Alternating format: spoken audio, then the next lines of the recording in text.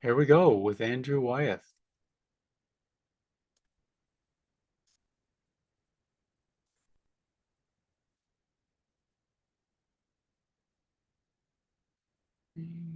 Optimize.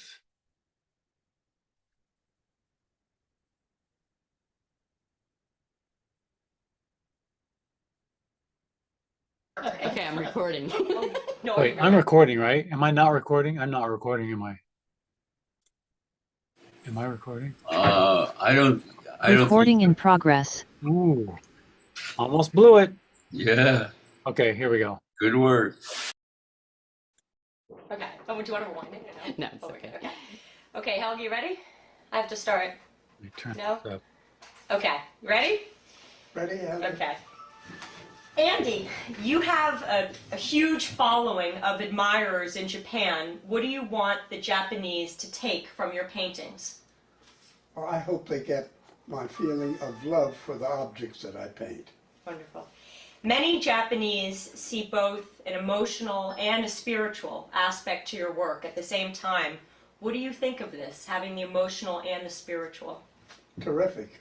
Completely, that makes it complete. So to see both of them at the same time yes, is important. that's right. Okay. He's better research. You've had so many models over the entire career. What is it that you see in all of them? Is something different in each one?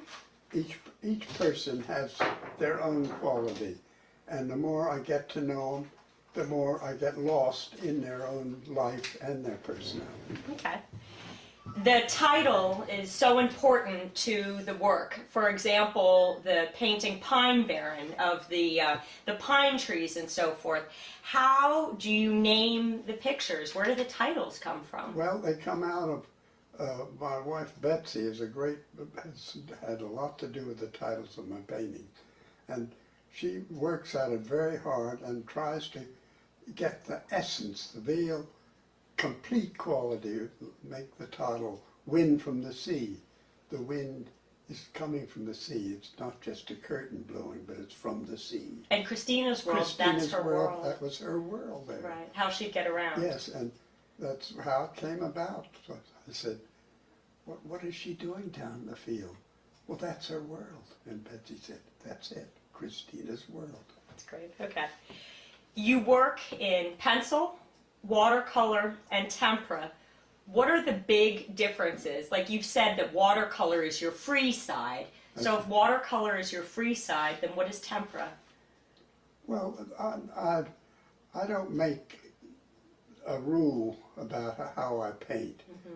Sometimes I start a picture and it's a free watercolor, and if I work on it longer, it turns into a dry brush watercolor. And if I feel it doesn't have the depth that I want, then I pick egg tempera. And then pencil is the preparatory studies. Usually there's a very sketchy type of thing. Okay. You've had such a huge, long career. You've been painting since you were 6 years old and you're 91. How do you have the ardor to do it? I mean, how do you get that energy every day, 7 days a week to paint? Well, it's excitement over life. You could wake up in the morning and you might feel tired and dead. Then something clicks. You see something out the window, or your imagination develops something, and all of a sudden all your soul energy comes to life. Great. And you go out. Okay. You received the Medal of Arts, congratulations, from President Bush. The Japanese can see it on the internet, but they want to know, what are you talking about and laughing about with the president? You know what I said to him? I said, you know, Mr. President, you and I have a lot in common. We have a lot of people that don't like us, don't like our work, what we're doing, and that's when he grabbed me and hugged me. Great. So that's what you're laughing about. That's great. Okay, the publication by Richard Merriman of A Secret Life was very revealing of Olson's and Kerner's, and after that book, the Japanese fell even more in love with you. Do you feel the same way now that you did when that book was published? Have your opinions changed?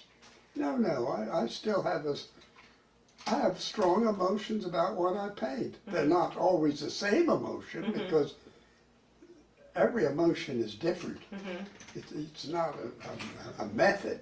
It just happens. Okay. How did the Olsons set the stage for your interaction with future models? So, for example, the Olsons let you in their house. How did that kind of set the stage for the future, like with the Kerners and so forth? That started very early in my career because I was a boy, the youngest of a family, not terribly healthy, so I was kept at home and tutored, and I'd have all the afternoons by myself, and I wandered over the fields or other islands in Maine by myself, and I got a lot of emotion that way. What was it like walking around in Christina and Alvaro's house? It wasn't your house, but when you paint, it seems like you know it so intimately. Well, Miss Christina was a great friend of Betsy, my wife, and Betsy used to go up and comb her hair every night and fix it up. And so when I met Christina, due to Betsy's long standing with her and emotional warmth there, she right away seemed to open up to me. And she said, the house is yours. Isn't that great? So that was the reason. You told me once you want to be invisible when you paint. That's right. What do you mean by that? I don't like my own personality to get in the way of me. I got it. Okay. How would you characterize your new work? You know, for example, you painted one of your friends on a motorcycle. Oh, you want to pause? Hold on. Okay. So your new work, it's changing. For example, you just painted one of your friends on a Harley Davidson motorcycle at a red light. How do you see your work as having changed over the past 10, 15 years? Well, the main thing with age is still to try to be quick. And when you see something that causes your imagination to work, do it. Don't, because if you're 91 years old, you can't do it. Just go out and do it. So seize the day. Absolutely. Seize the day. Good stuff. Age has nothing to do with it. Ages. Now, how do you think your father, if at all, influenced your work? I know your early work. Well, he was a great draftsman and had a great emotional power over me. And the spirit of him will always exist in me as long as I live. That's all. Okay. Of his. Wonderful. Good. Great. That's it. That's good. There was horse's hair from a mane in it, caught in it, and I said, that thing got my imagination. Here's this rusty wire and this hair of this horse blowing in the wind, to me had great significance. How do you see that, though? You must be down on your hands and knees. No, I just look very carefully at things. Accidentally, just as I accidentally coming back from the eye doctor, saw this motorcycle stop in front of him and put his foot out, and I thought, oh my God, they always do that, don't they? And I said, I've been hoping to use Andy Bell in his motorcycle. I've been saying it for the last 4 years, and I haven't done it. I thought, my God, I'll get Andy Bell to pose for me. And that's how it came about. I think that one of the things we can take from this interview is that art has no rules. Absolutely. That it has no You're rules. absolutely right. Right. Absolutely. No rules at all. Right. If you start ruling it, then watch out. Right. So just to reiterate, when you were painting the temper, the mill, and you saw that barbed wire in the fence, the reason you saw the barbed wire with the weeds in it, it was something that got you excited. That's and right. that's why you put it in That's the painting. right. That's right. Okay, wonderful. Very Very nice. good. Right. Yeah, this is good. Okay, anything you want to say? How do you feel about the Japanese hosting the show? felt I'd like to make a personal remark here, the way how deeply moved I am by the Japanese people's interest in my work through the years. That gives me great warmth from them, and I hope that it will continue.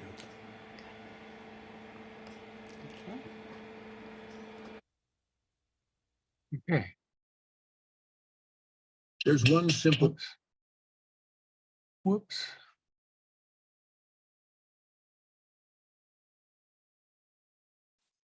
He still had a sparkle in his eyes. There we go. Sorry. Yes, he did. Copy. I don't know what year that was, but he said Bush. Maybe that's Bush #1, huh? Well, he was 91, so he died in '09, so it would have been in like '07, 2007, maybe. Okay, let's see. Oh yeah, let me put this. Here's the video in the chat. I can also put it in the here. Okay. And so let's get into it here. All right. Yeah, it was interesting, huh? He was really adamant about saying no rules. I think the problem with the rules, they can interfere with stylistic growth.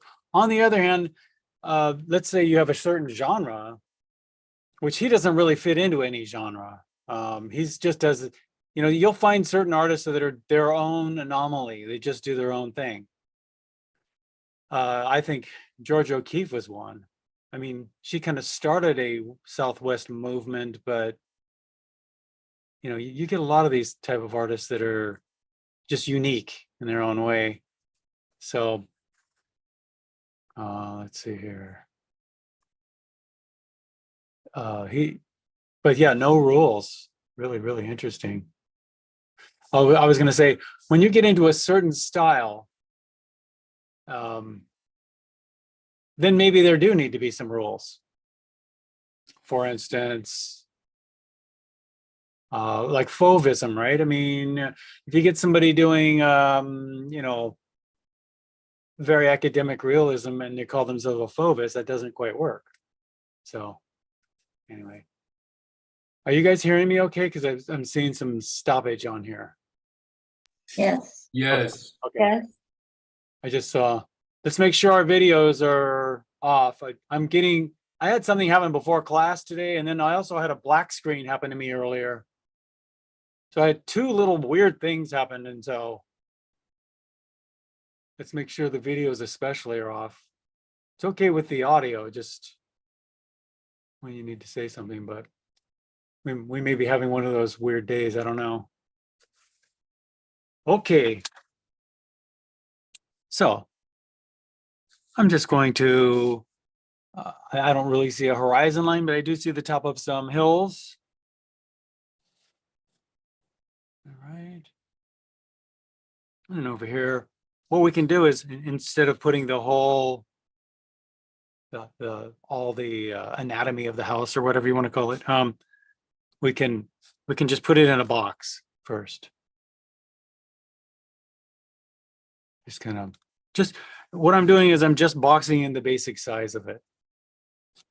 Okay, we have there we go. We got a, here, tree there. And we have another house over here. Let's just box that in real quick. In other words, it's about this far down, this far from the side. So I'll just box it in about that big. And then after I lay in a few other things, which we have a bunch of, he gets his fingernail in there, looks like. Scratches into it.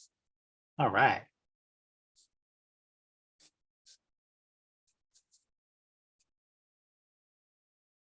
I love his little overlapping. See, he has this little overlapping here in the foreground. Not much, but it makes a difference. To give you a sense of, and those are eye stoppers. They're very light sort of eye stoppers. Very masterly done.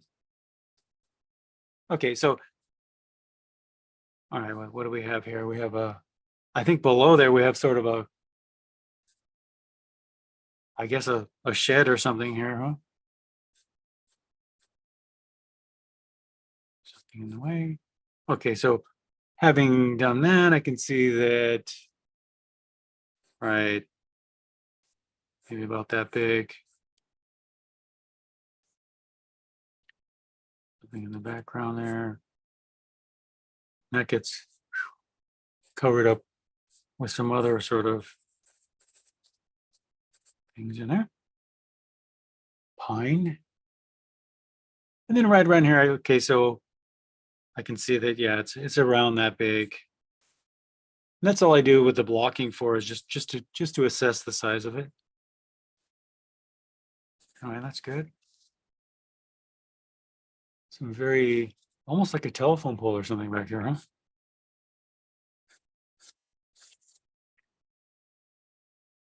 All right.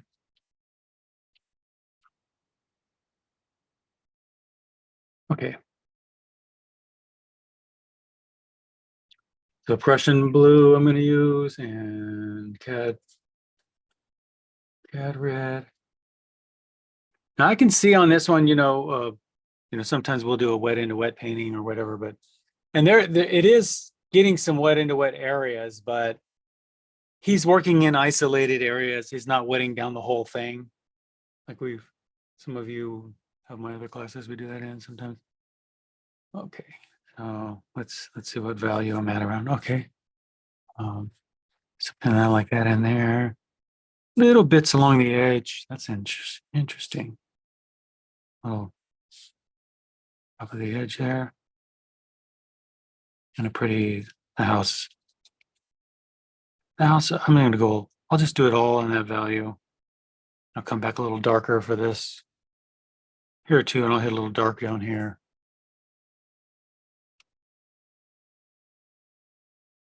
Right, all of this.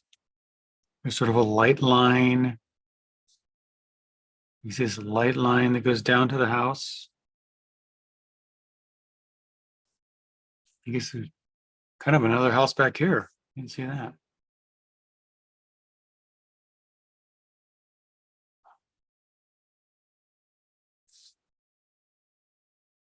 And again, I just throw a light value over this whole house.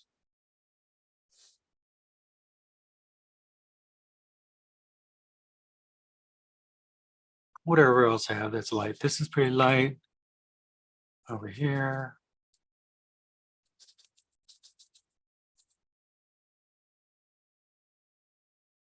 Notice this arrow shape, right? One, see the arrow? Goes like this. And then he reinforces that right here. See it? Darting you back into the composition.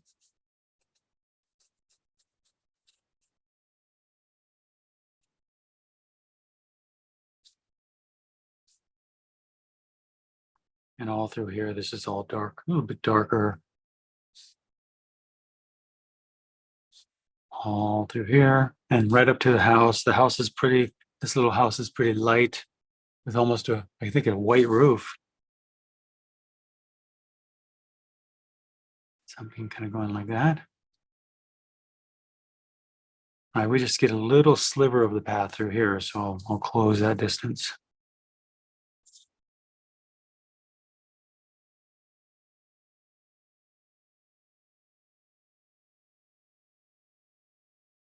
And as you can see some of the white of the paper in the sky, but it's mostly kind of a antique-ish yellow vanilla color or something. So really, it's barely anything up there. Right into this.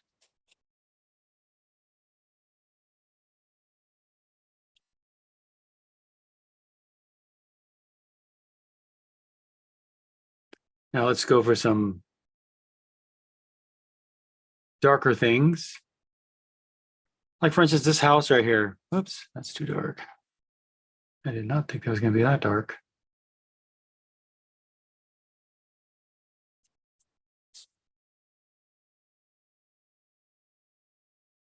There we go. Darker than the roof. Some of that dark comes down here. Probably even darker. I'll hit that again later. A very dark window. Now all this. There's some white up in there too. I'll have to remember to hit that white up in there. Kind of left it out.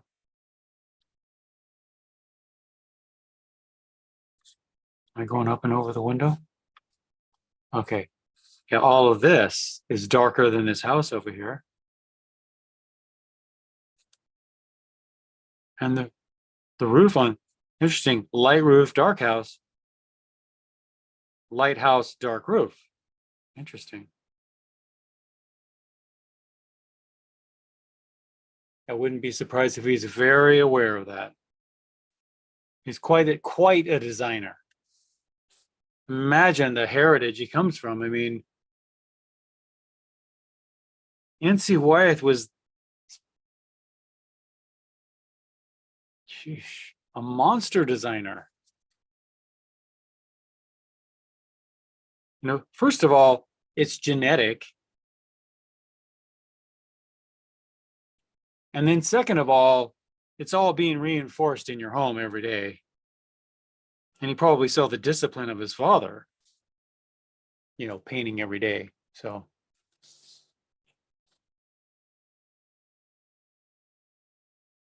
Because I think lots of people have the genes, but to get it reinforced at home all the time like that makes such a difference. I mean, I think a lot of people have the genetic ability to do this and never even do it. And maybe even their parents didn't, and their parents didn't. It may be generations ago that anyone was even a craftsman in their house. Who knows? I'll bring this all the way through here.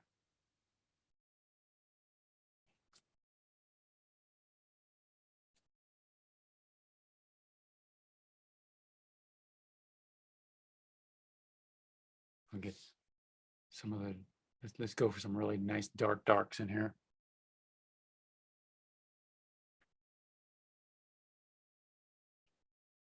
I'm getting pretty dark with it now, just.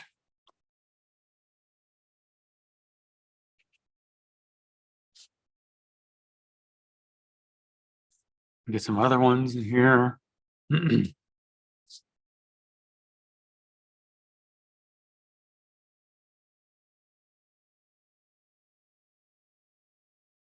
I may have mentioned this before, but I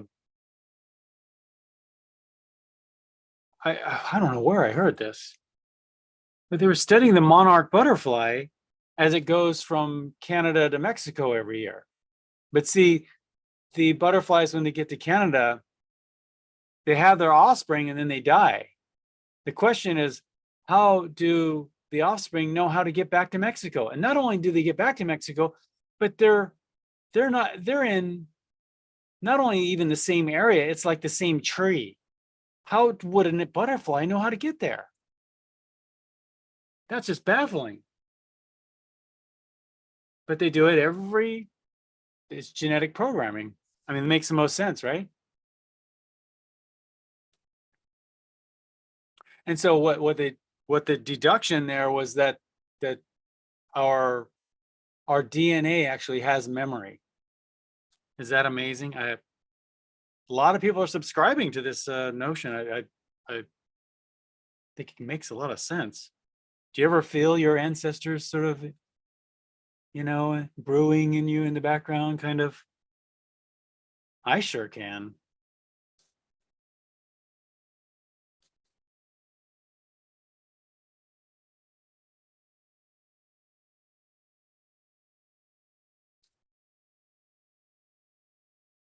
So let's have nice dark ones up in here.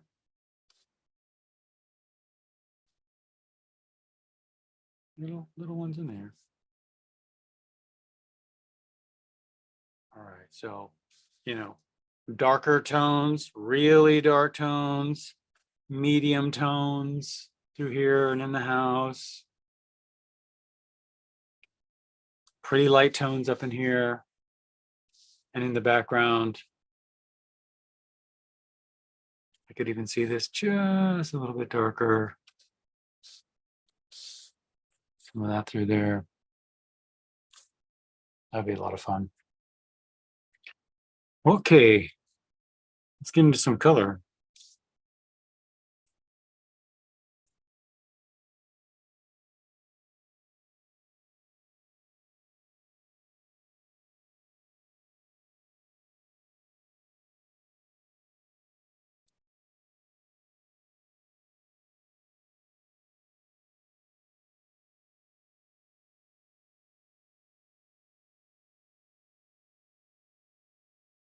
Okay, so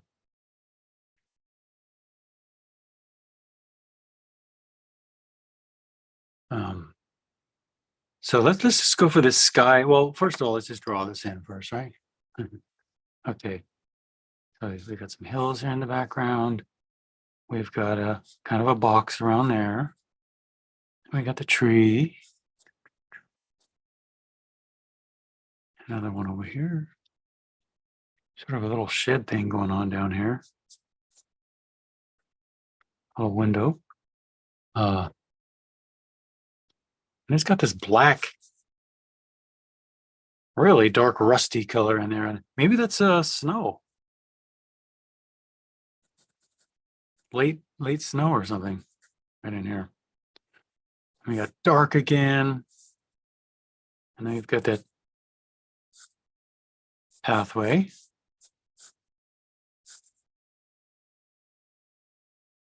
And it goes all the way.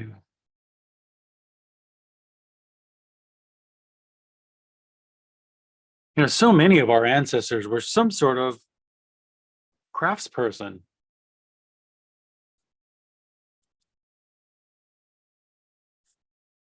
It doesn't have to be, you know, your mom and dad. It could be many generations. You just carry that gene that gets turned on by, I think, almost all of us. Gosh, in some way. I mean, I really like music and writing and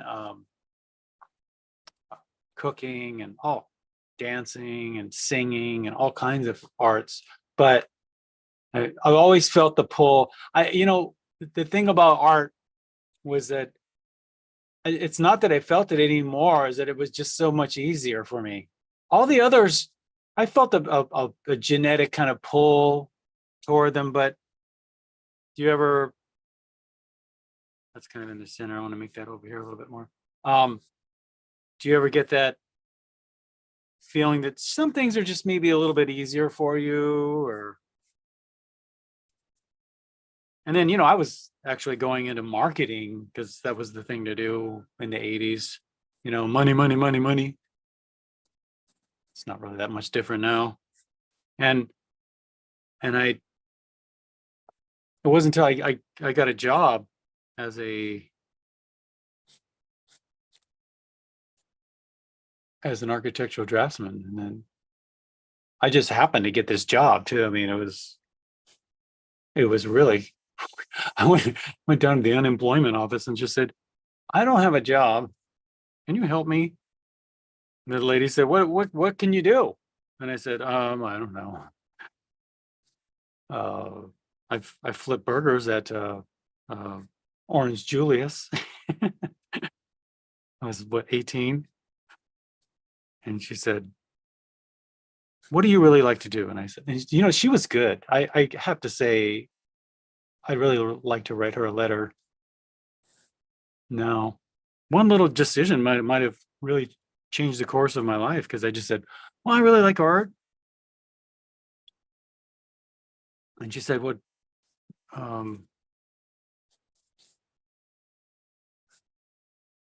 she goes, okay. She just goes, okay, I'll try to find something. You go, that's just because that's going to be kind of hard to do in Riverside. There's not a lot of art jobs here.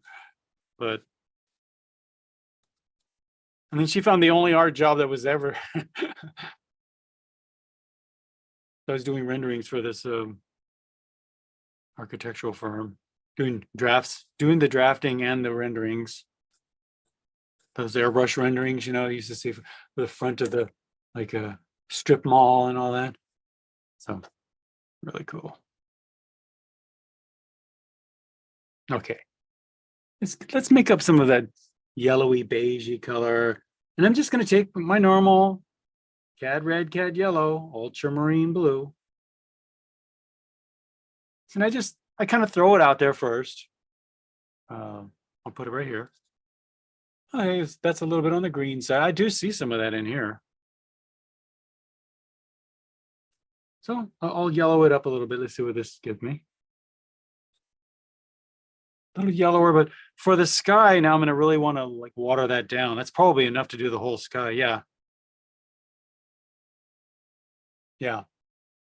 Really watered down. So. And that's going to dry, but I'm just going to leave some white in there like he did. And I see the same color down in here. So why don't we throw a lot of that down there? Anywhere else you see it. He's got little, look, I see blue in there. See the little blue coming down in there? I see maybe a little burnt sienna. So I just take the same 3 colors and add a little bit more red to it. See? Looks a little bit, I'm seeing a few of those down in there. And that's why I don't buy the umbers or the ochres or the siennas, because I just make them out of red, yellow, and blue. And then what was it you told me last night, George, that somebody says you can't make red, yellow, you can't make brown out of red, yellow, and blue or something? What was that? No, that was someone else, I think. I don't remember who it was. That's wild. Huh. I think it was Michael. Huh. Who's Michael? Last night's class. I Oh, think it Michael. was Michael. Michael Werner. Yeah. Oh, The scientist, the mad scientist. right. That's funny.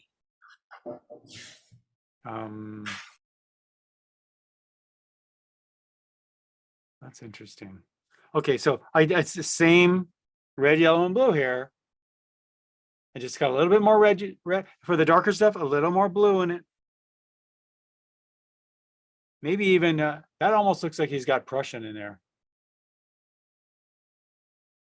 And you know, he may be using indigo blue for this up in here. I'm not sure, but Prussian will definitely do. He's got that little spot of green in there too, so maybe hit a little bit of let's see, lemon yellow in my Prussian blue. Let's see, let's try that. It's a little bluer than that, so a little more Prussian in there. Okay. And that's all this is for right here. Just designating your color. So it doesn't really matter how it comes out. What matters is that you've got a nice sampling of color. So this brown goes into something more blue. So I'm just going to try to take a little bit more of that Prussian blue and mix it in with some of those browns as it sort of transitions. Okay. And I love the red back here. That's just beautiful. I want that red. So yeah, it looks to me like it has a touch of magenta. He probably used alizarin crimson. I don't use alizarin crimson for the same reason. I can make it very easily. So watch, just take your magenta, put a little cad red in it. Oh, more cad red.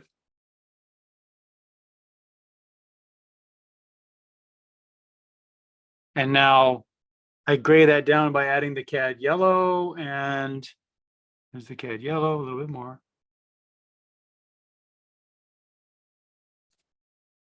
And ultramarine blue. Mix them all together. And so you see what you're getting here is a more of a neutral. It's not so saturated like the magenta is, you know. So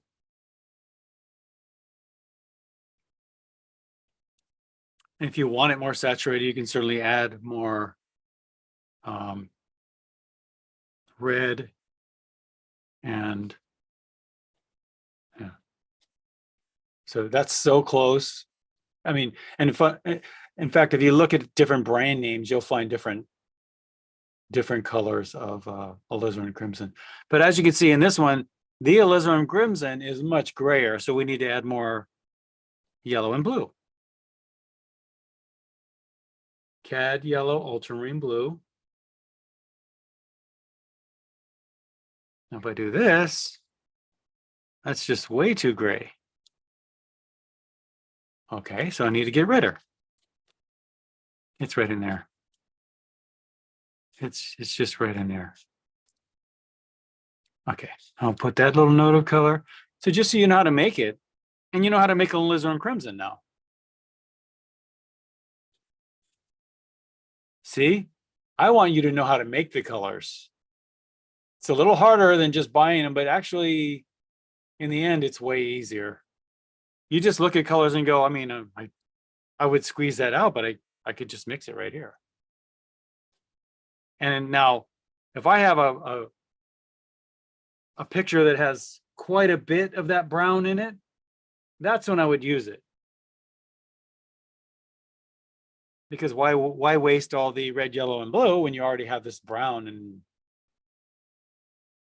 you know, over the years, people have given me so much paint, and I just have like bags of brown that I will use, but I just don't use it as much. Give me a yellow in there though, I'm using that right away. All right, so you get some of these starker, darker. So it's just the same color, but I'm putting in with less water. And you know, he gets some very dark darks in here. I think they're I'm gonna hit a little Prussian blue in the really dark parts of the area, like in here. Prussian.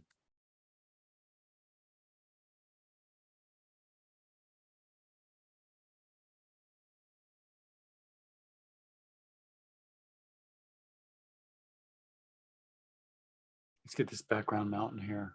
It's kind of a blue gray. So I'm going to, again, it's the red, yellow, and blue, but I'm going to add more blue, ultramarine blue.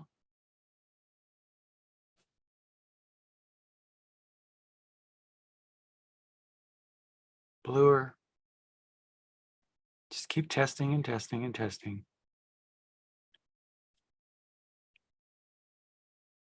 And grayer. So I want to gray that. More yellow and red.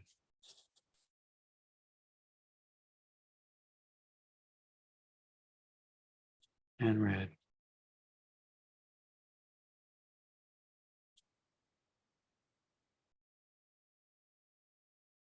Somewhere in there. Back here, and I want it just a little bit bluer than that. So, you know, just keep giving it.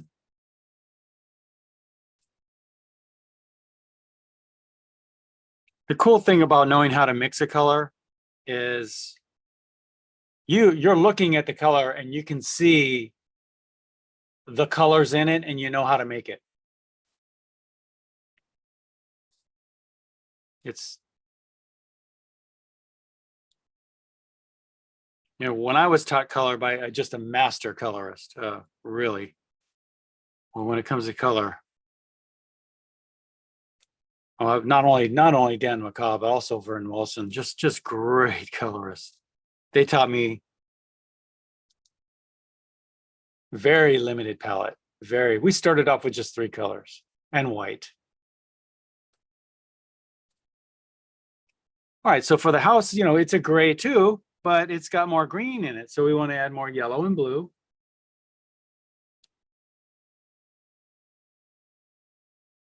Maybe even a little bit more yellow than that.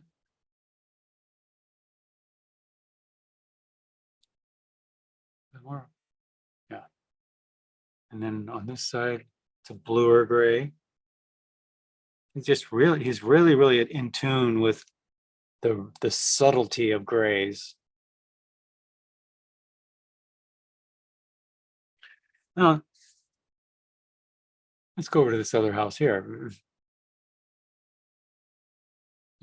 I could have gone a little bit lighter with that background. All right. A bluer gray roof.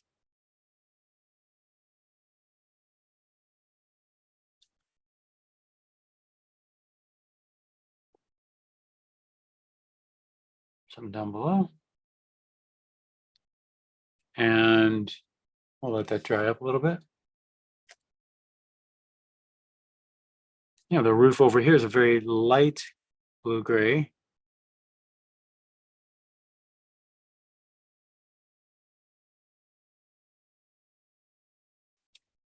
This here, almost greenish.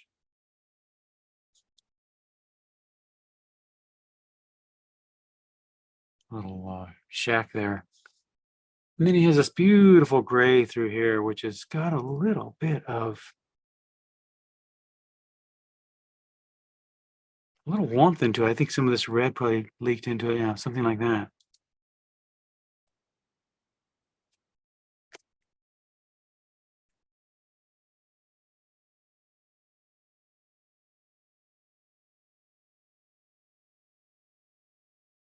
Very much lighter here.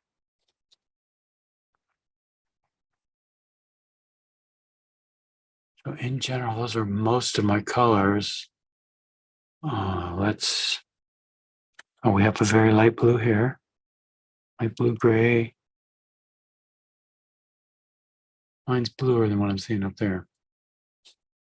And, oh yeah, a very light blue gray up in here. And then I'm just going to go with Prussian blue. If it's too blue for you to do this tree, maybe you might want to, you could neutralize this color. If that's too blue for you, just add some cad red to it. Just like we do when we do the,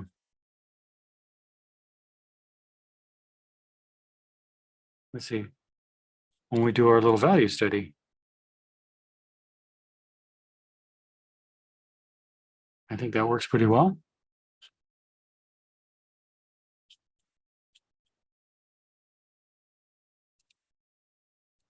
Over here.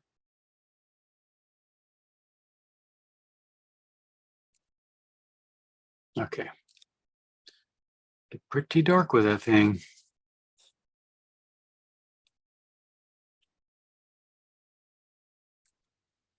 Okay. So those are my little areas of study. And look around the outside here. You want to take a photo. Let's see. Is it covered up? That's pretty good.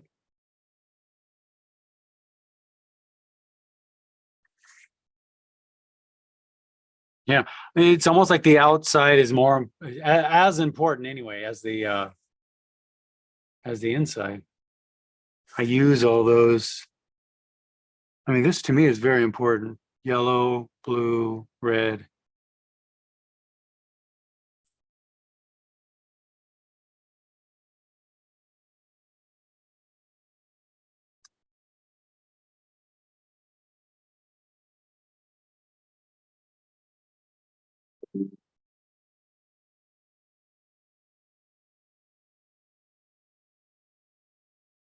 Okay.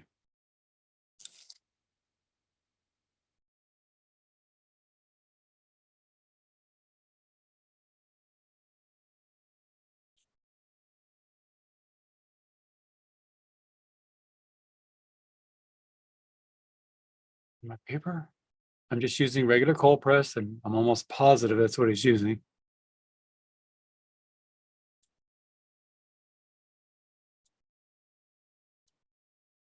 I don't know what brand name.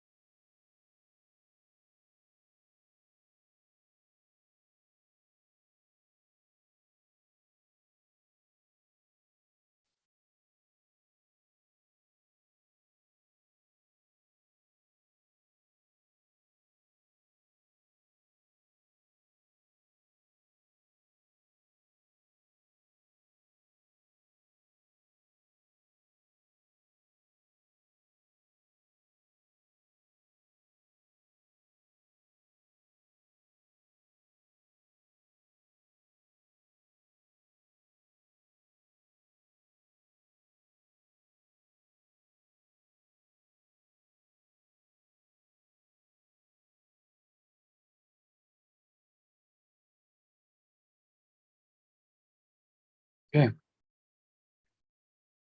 I'll draw it in just almost exactly the way I did the other. Let's just, now, did you hear what he said? Very loose in his drawing. He starts everything off loose. And then if that's not doing it for him, he'll tighten it up and tighten it up and tighten it up.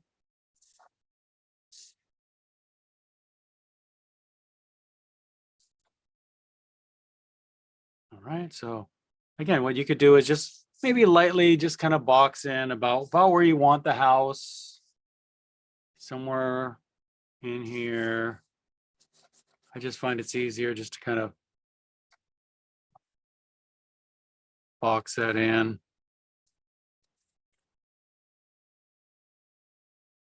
Nothing going uphill there. We've got a little, I don't know what that is. Shed thing going on there. Some darker stuff with maybe some melted snow or something. I don't know.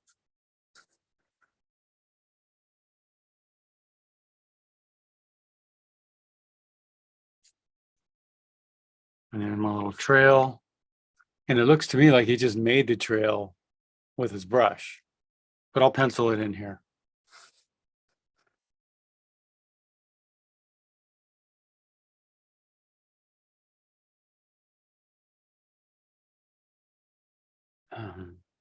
Right up there again. We've got that, like I said, sort of kind of an arrow shape. Okay, and then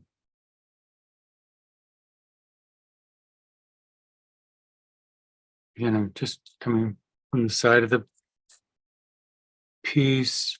You know, I think there's another little house back there with a red roof, huh? Okay. And the other house approximately that big.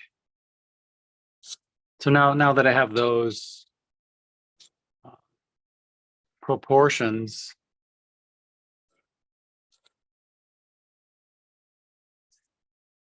I can come back in and see, right, yeah. So if this is the building and looks like the roof comes off it a little bit, something like that. Maybe it's about that far. Maybe something like that.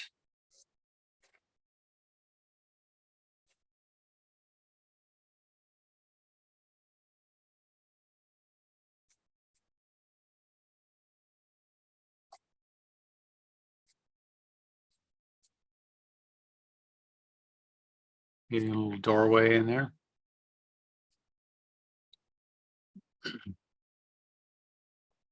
And this other one, I just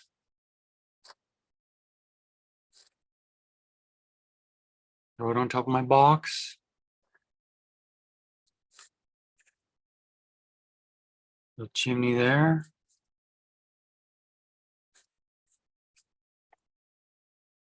I think he's up there in Maine, isn't he? Or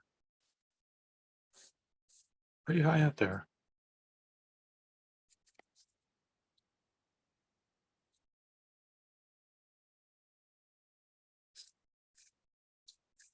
Another little alternative little, maybe a little shed right next to the house or something. I don't know what that is.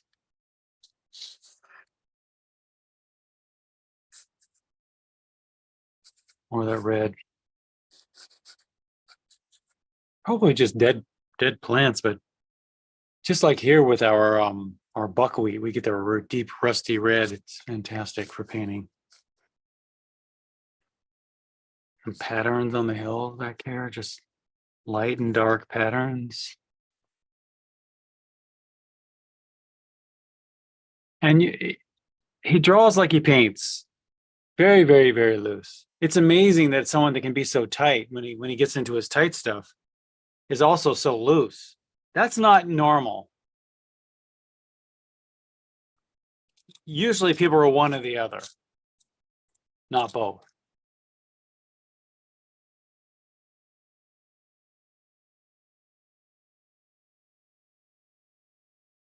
Yeah, we have a little up in there.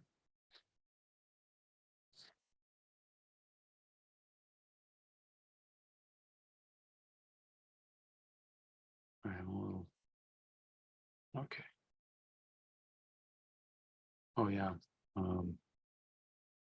I'll just make, I love the kind of grace of this. You can make a lot of these branches up with your brush. Probably what he did. And then over here.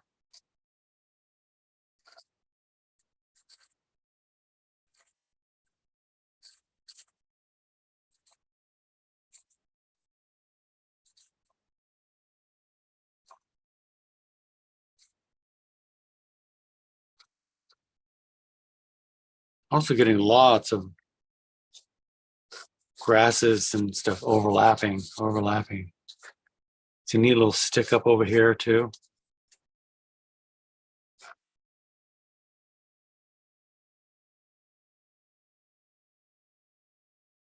There it is. Very asymmetric. Notice how high this is up. This one's lower. You just get this very asymmetrical feeling. Nothing's symmetrical in this piece.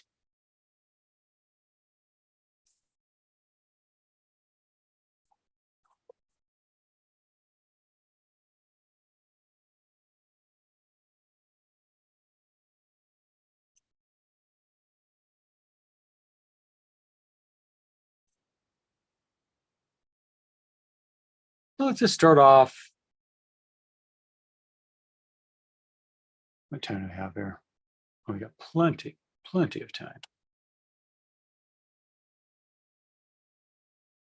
Red, yellow, and blue. I'm going to do the sky and probably bring some of the color down into here too. And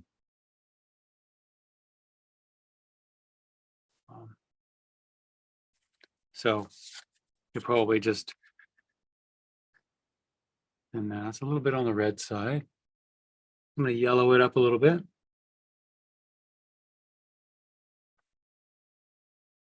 And really thin this out.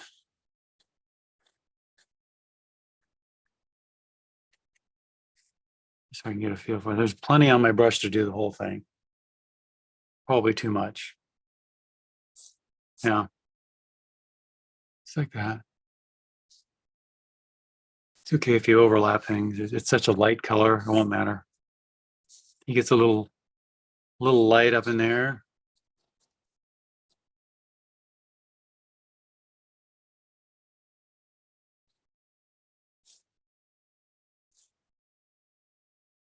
I see a little bit in this little white pattern in here too.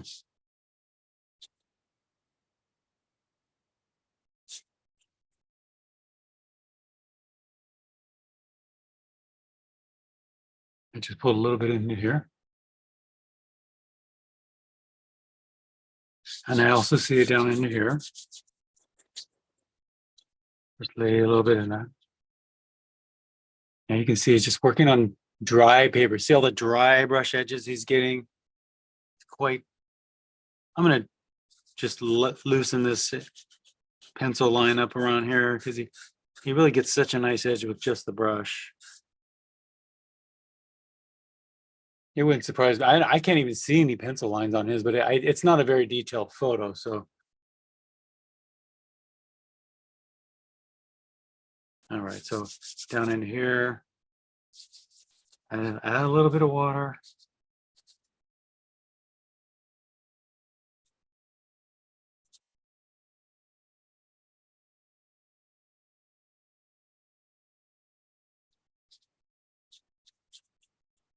It's a little bit blue in there.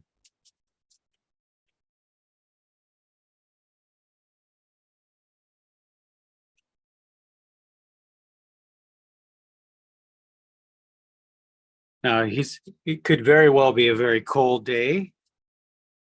If that's the case, he's not going to use a lot of water. It'll take forever to dry. This is why all of the dry brushing, I would presume. Little blue. Looks like they put this dark in there and it kind of leaked into it, which I think is great. And to me, that looks like a Prussian blue. Wow. I'll put it in a little bit more. A little bit more of that And you can see it around this little leaf here too. The blue around the kind of almost greenish blue around it. So that's kind of a giveaway, more of a Prussian blue. And he's working almost wet into wet there.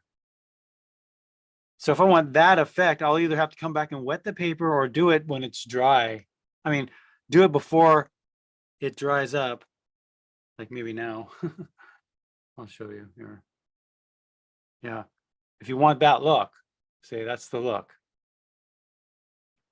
And you got to do it when it's semi-wet. If yours is too wet, just wait. Mine over here has a glare on it. Over here, no glare. And I felt it, it was just sort of damp. I can come back and dry these stems on there. It was tempting to want to do all of them, but no. Truthfully, I can tell you that he painted this really, really, really fast. So we're not going that fast, hence it's going to be a little bit harder to get some of the same effects.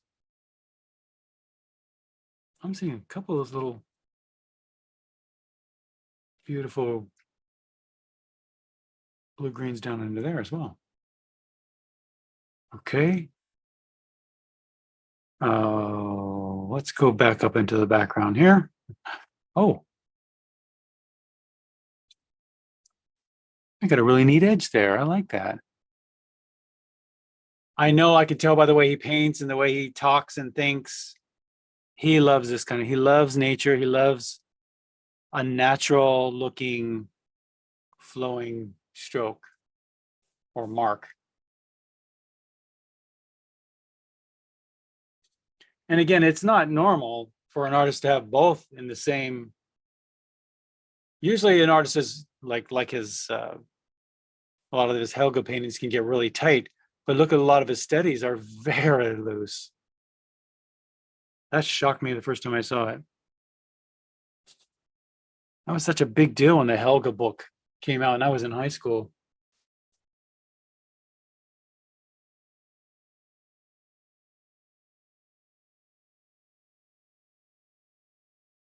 So I'm just red, yellow, and blue back here. I think that should be a little bit grayer. So I'm gonna add some CAD. I'm using the, I'm sorry. I'm using Prussian blue and CAD red right there. That's what I used. Yeah. Prussian blue and CAD red. I brought it all the way up to there. And then I brought it across here.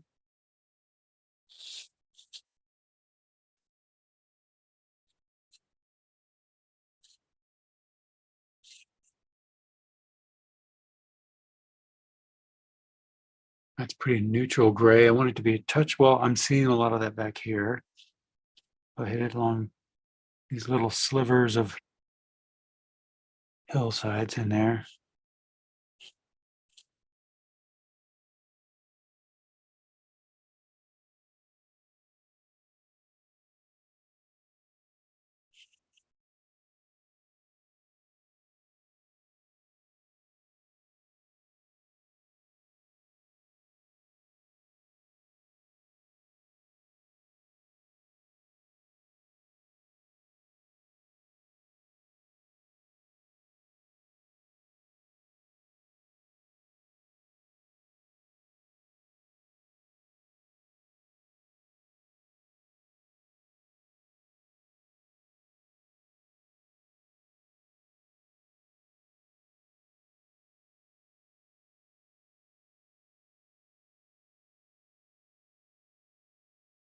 I'm seeing a lot of this, if you take this background color here, it's almost the same color up in here. There's a few little shades, value differentiations, but it's a very similar color. So I'll just take that up there. And I'm noticing it does get a little darker.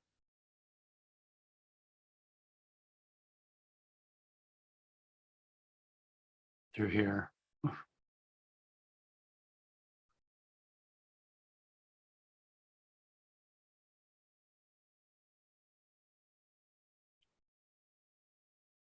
And then he comes back on the house itself over here, very light. Blue gray.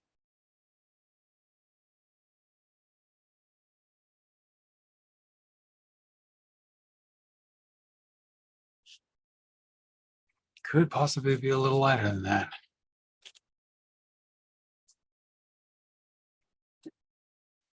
And on this house here, very light.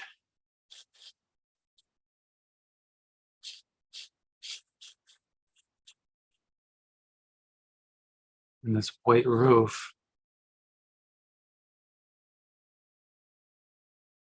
Oh.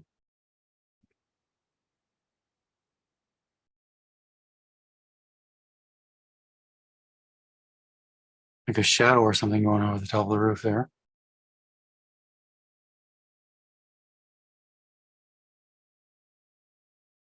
I'm just taking a little bit more red and adding it to that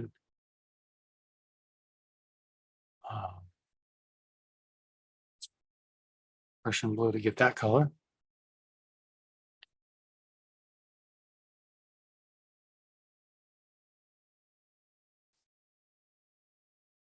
This big stroke of red through here. So again, for that alizarin crimson type of color, if you just take your regular red, yellow, and blue,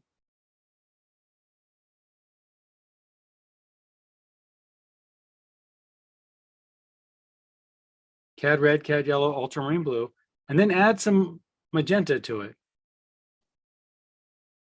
I'll give that a little test.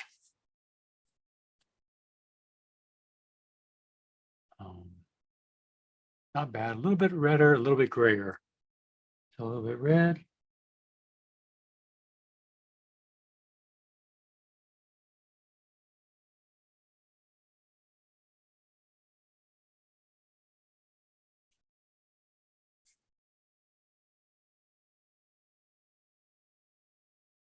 I know I'm in the ballpark though. That's maybe too gray. So I know it's somewhere in there. And I just, ooh, that doesn't look right. That does. Okay.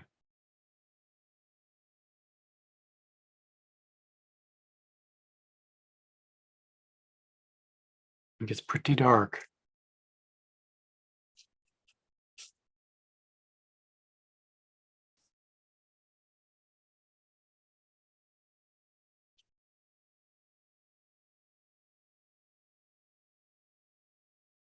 Pretty deep dark value in here to there.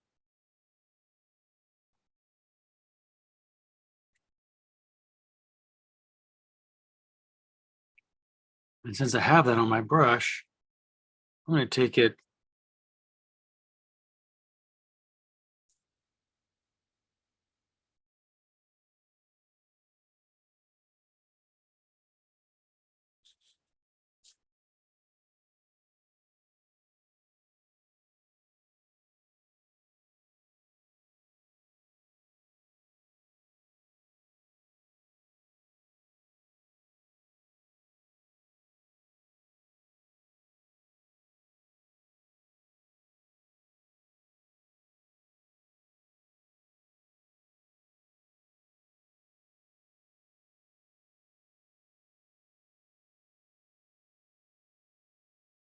and then I get something a little bit browner on the outside of that. Again, just red, yellow, and blue. But this stuff around the outside isn't quite as red. And it's a little bit lighter.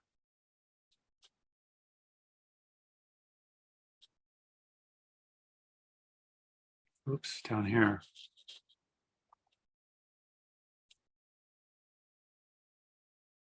He's getting some little.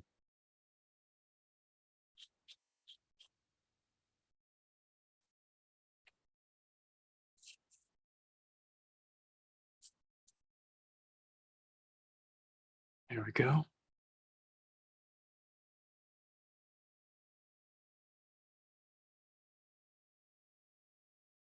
Just you split your brush like that. You can just do those. That's it.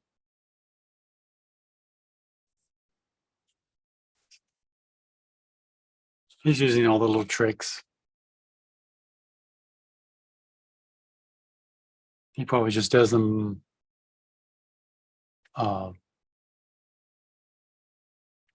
automatically. Wherever it needs an edge, it's just edges.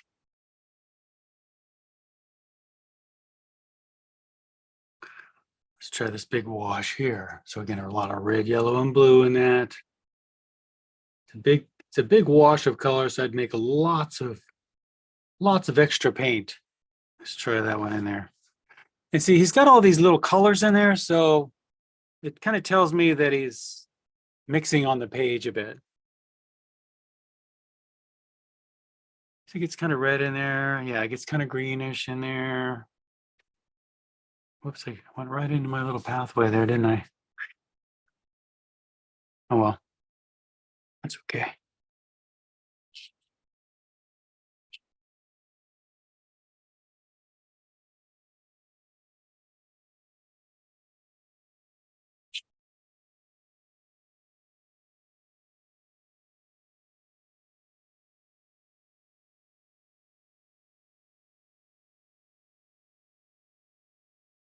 Prussian blue and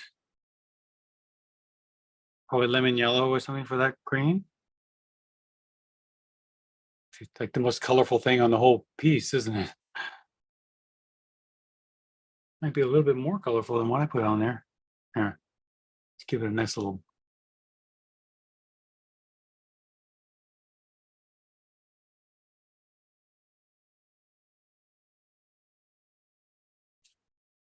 All right, it gets pretty dark up in here too, so a lot more blue.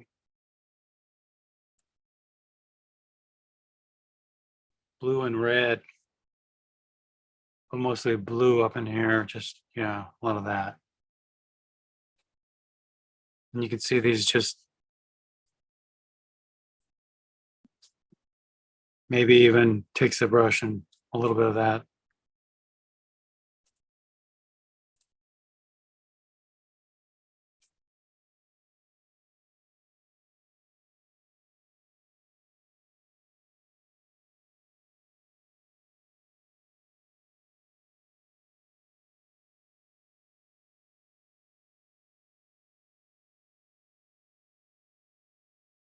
I know he's getting a lot of these little lines. I just chopped my fingernails last night. Darn it. You can use lots of things. Let's see. Sometimes the back of a brush can have a nice sharp little thing on it. Look at this old painter's brush I have. That might work. Let's give that a try. Oh, look at that. Perfect. Perfecto. There we go. So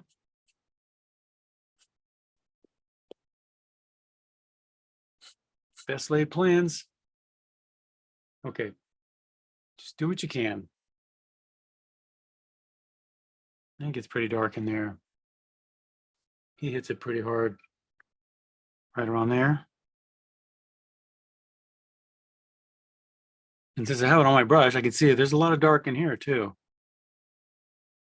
If you have a hard time getting those darks, work drier. Don't work so wet. Less water on your brush. And I mean, sometimes hardly any. You see all the dry brush effect I'm getting here? That's because I'm working so dry. And I can see my red is drying a little bit on the light side. So I'll just go ahead and hit this dark first. And if I need to, which I probably will, I'll come back and glaze in something a little bit darker just for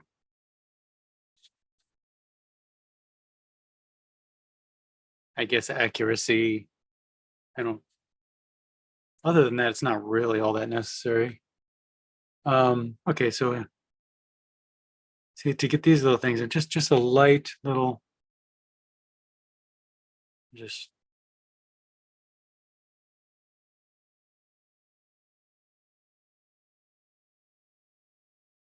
there a couple of these?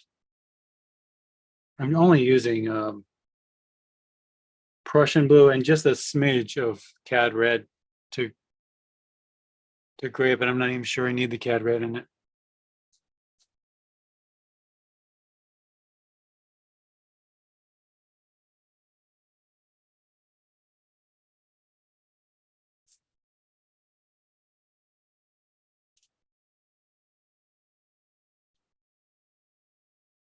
I'm gonna hold off on a lot of these other ones for now.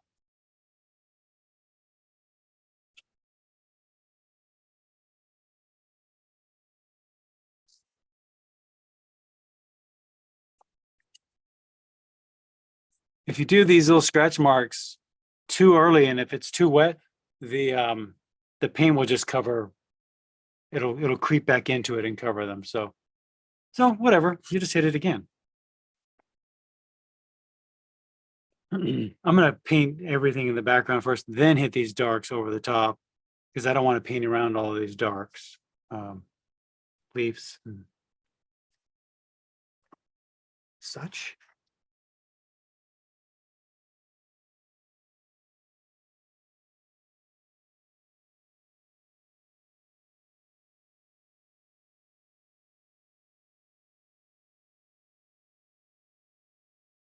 I was in an emergency last week and said, "Hey, Carol, can you just grab me some paper towels or paper napkins or something?"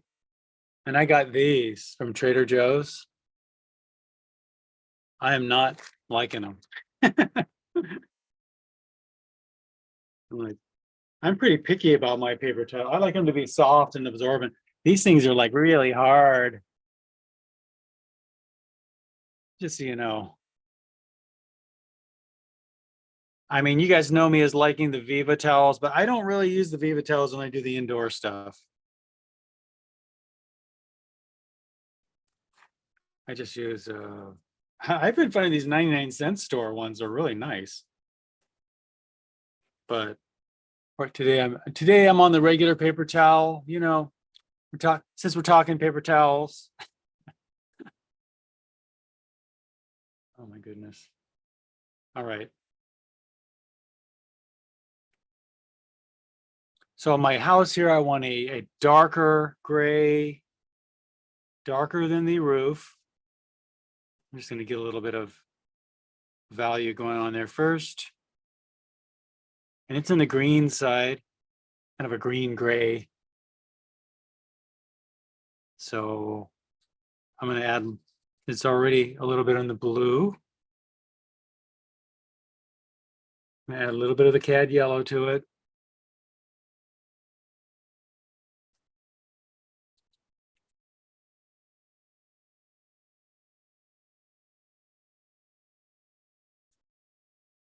That's probably too green. Yeah, there's a little bit of green in there. Okay, that's working. What's all this white? Okay, I need a big gray going on there. Now I might. Looks like we have a chimney over here with a little red brick top to it. That's interesting. So I'm just going to give it some red, and I think I'll let it sit, but I need it redder than that. He made a point to give it.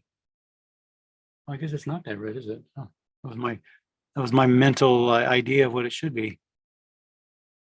That's when you got to look, use your own eyes, and oh, it's not that red. Okay. Now I'll go for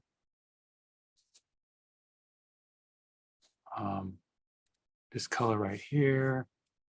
I think we talked about it being along these lines, but grayer and lighter. So I'm just making this color the same way I did red, yellow, and blue. I put magenta in it. And then I'm going to gray it down with a little bit more blue in it. And I want it lighter, so I'm just going to add water. That's a lot of water I added.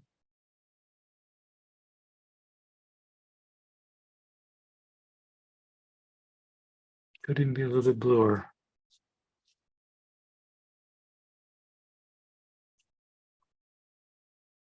It almost looks like he let this color just kind of creep into those.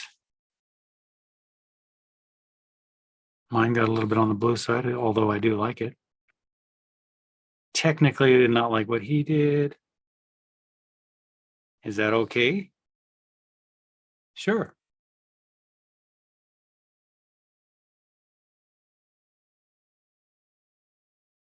You know, the thing is, you're never going to copy it perfectly.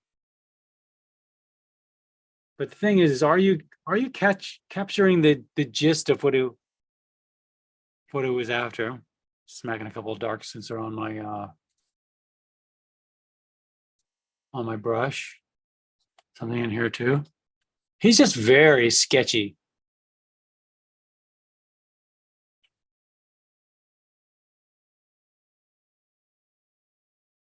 I see a little touch of red on top of there. Nice. This has a little bit of gray. Very light gray.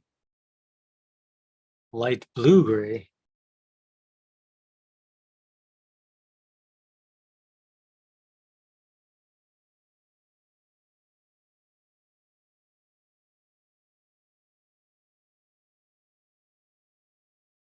Got a dark,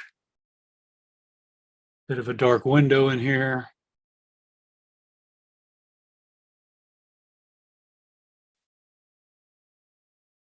A little bit of something under the roof line.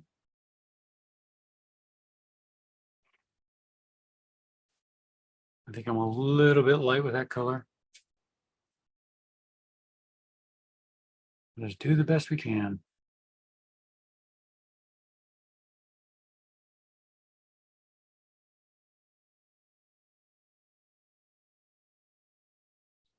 I haven't read anywhere that he loves John Singer Sargent or anything, but can't you tell by the work? I'm pretty sure he's in keeping with the Sargent. But look at this, a whole, my gosh, 100 years later, maybe 80 years later, he was doing. Maybe that's why the art world didn't like him. He said that people hated him.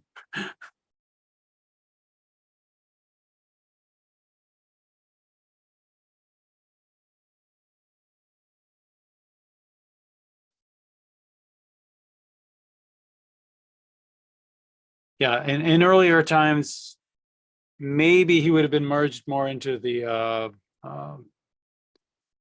kind of sergeant circles of you know, impressionism, academia.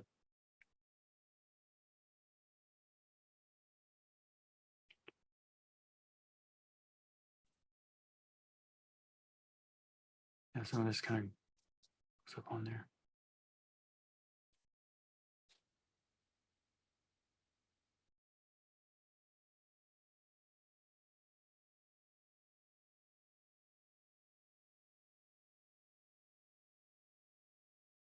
Okay, I'm just using the Prussian blue and red, CAD red here on this.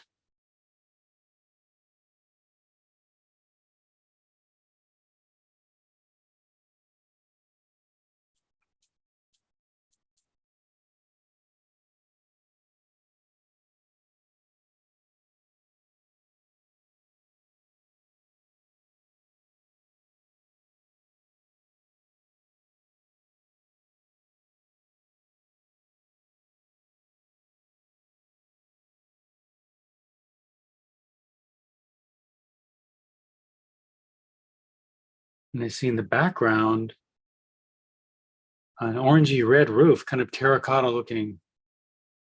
So it's still the red, yellow, and blue.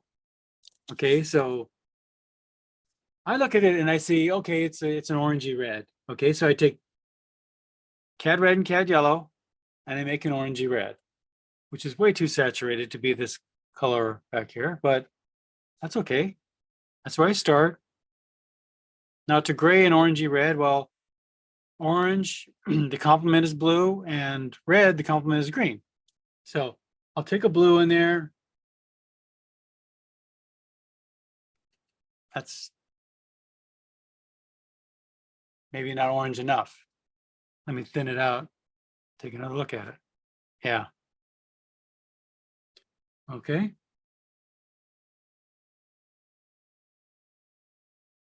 Let's try it again. Nope. Better. And see, by practicing and making all of these little corrections, you get better at color. Better at matching it. Better at just seeing what's in it.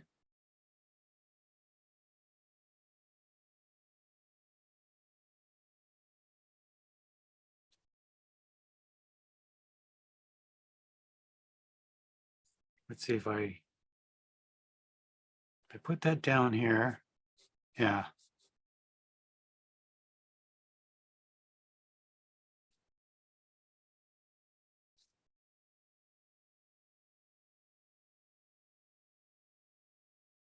And you hit something dark right at the base, right there. I'll let that dry up and then hit a couple more values around there.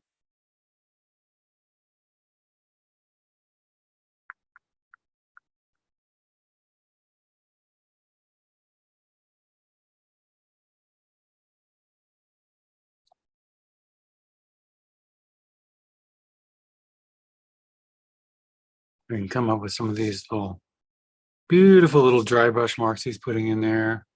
That's probably a little dark. And a little bit red, but I'm okay with it. I just look how abstract he gets with all of this little mark making in here. How about all these little yellowy kind of little ting ting ting ting ting ting, just breaking it up. Those are a little bit dark. Get some blues in there too. It's almost like he's having a little conversation with himself. He's just kind of, I like a little bit of this over there, a little bit of this over here, and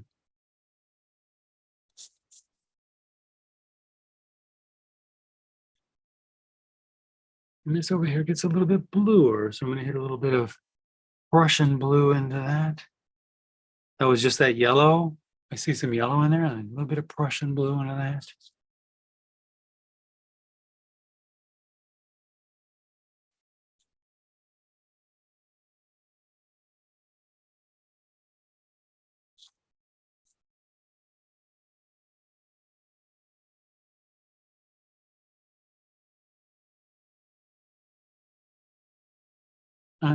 I like all of this, but I just think it all needs to be darker.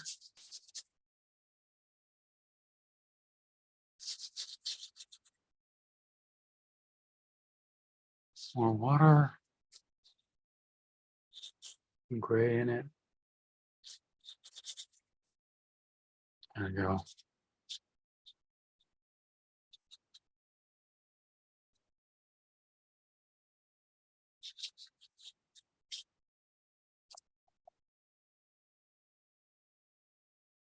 You can see a couple little striations of red in there where it probably just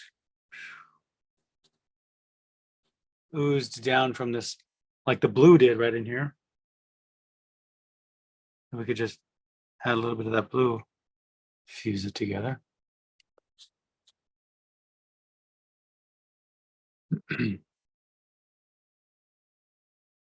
I mean, the way it's washing into this other color, I'm thinking maybe he was working vertical, but I don't think so.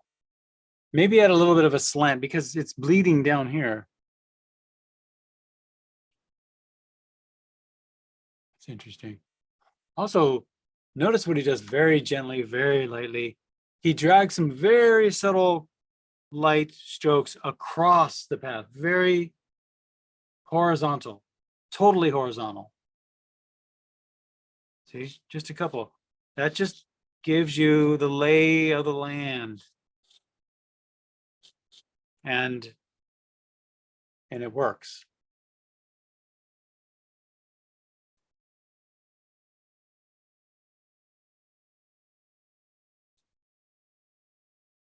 It does kind of look like he has a little bit of a tone on it too, especially back here.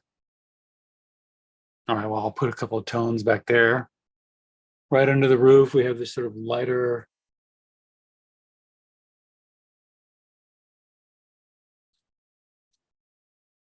color, and then something for some dirt down below, kind of a more neutral gray, warmer. I mean, definitely warmer than the house.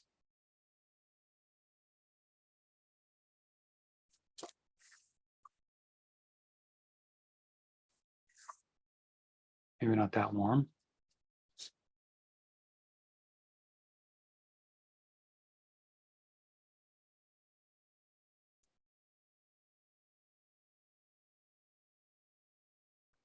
And I'm going to put some of these chimneys in there. It's a pretty similar to the color to this. So red, yellow, blue, cad red, yellow, ultramarine blue, and a little magenta. When he really smacks this dark in here, this dark red.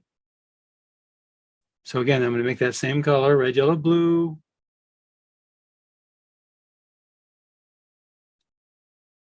And I'm putting it on there very thick without a lot of water in the brush. And that's why I'm getting it so dark. Back over here. Now you may get to the point where you just can't get it off the brush anymore. So that's where you got to add a little bit more water to it, but just not too much.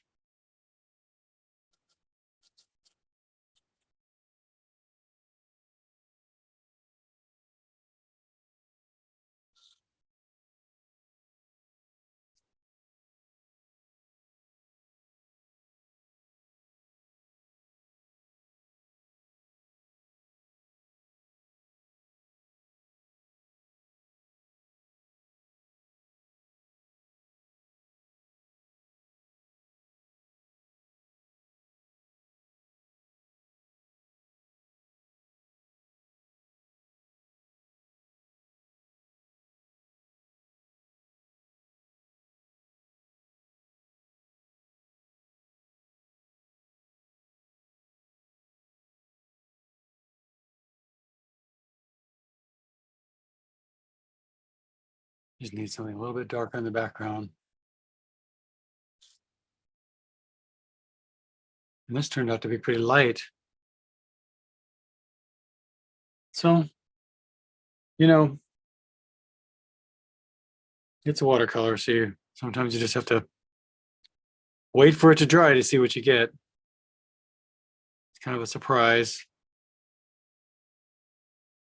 Sometimes it's wonderful and it just does things that you just never planned on. And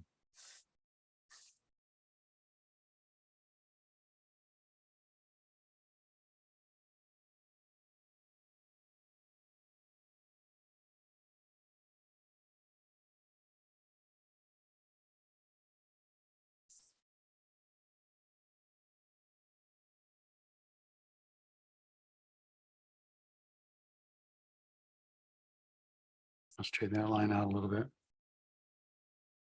So by bringing this line a little bit over to the right, I can, it was sort of starting to fall over a little bit. Okay.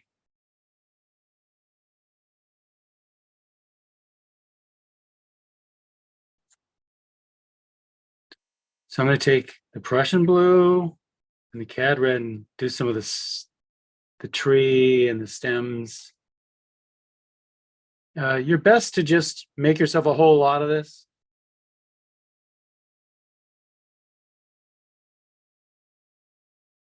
And maybe test it out on a page first, because that can be okay. Also, sometimes I get too thick of a line, and that's because I have too much water on my brush. So the consistency of the paint and how much, if you have too much paint on your brush, you just get big blobs. That's way better.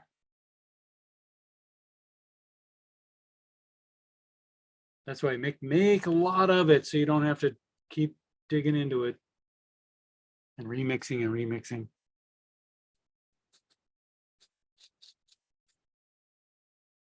Okay, that feels pretty good. Now, yeah, in some spots he's getting some wet into wet action, and my paintings, well, right here I'll get wet into wet, but there's not too much wet into wet.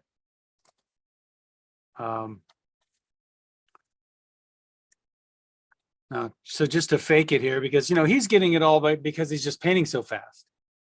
So for us to copy it, we have to maybe rehydrate the paper a little bit. Up here, I don't see too much wet into wet. It looks like dry brushing. But then as he gets down here, and I'm putting very little water on there,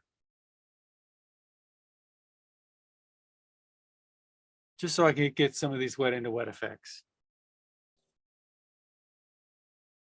Maybe down here too.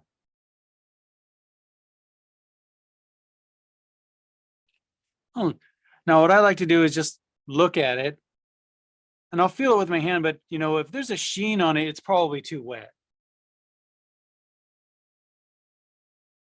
So I wait until I don't see that sheen anymore.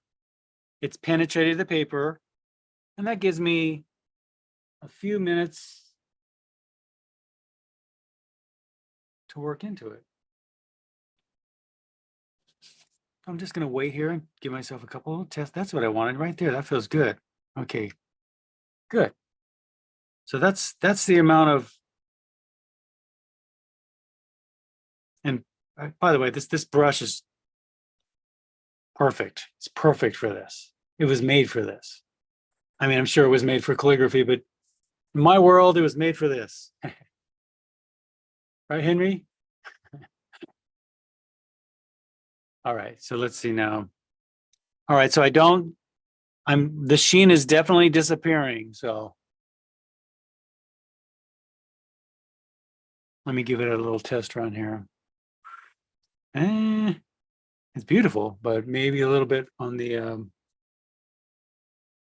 wet side still. It's tempting.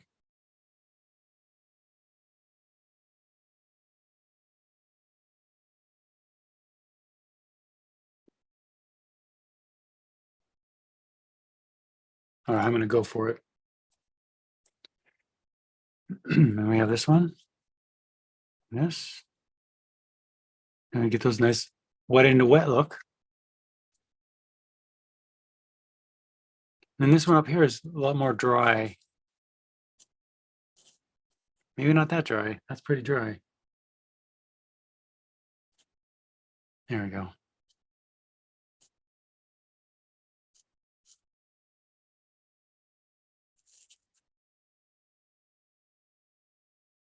Well, I made a lot of paint. It still wasn't enough.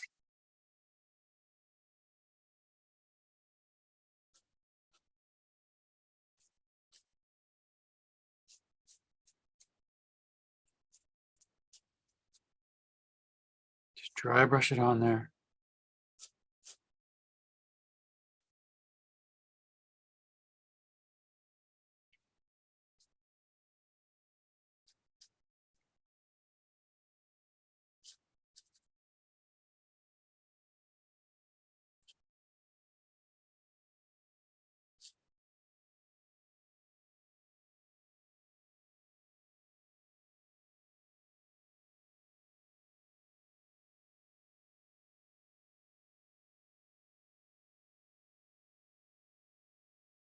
Do you feel how all of my strokes have this kind of spring to them, like this?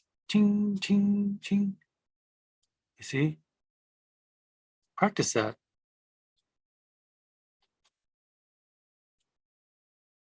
Kind of a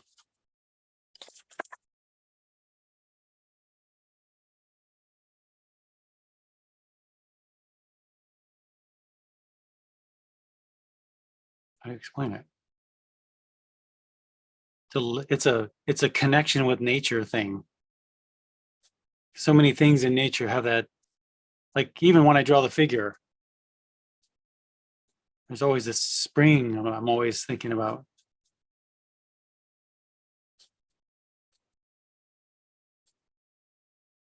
You're right, right, yeah. Everything has gesture to it. Everything has gesture to it, right? Everything, just branches. Everything has gesture. Everything.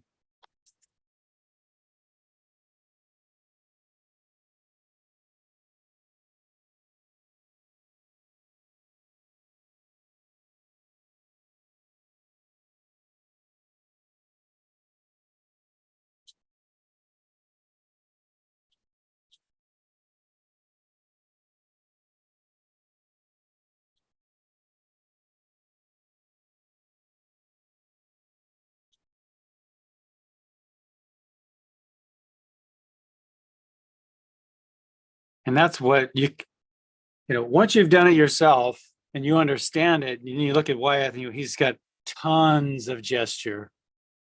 He's so intuitive and natural. He's way beyond that. Not to say he's not learning all the time, but he's just way beyond the learning stage. He's into the he's what happens when you do things for a really long time. It's all second nature. And that's why, that's one of the reasons you copy these people. They're virtuosos.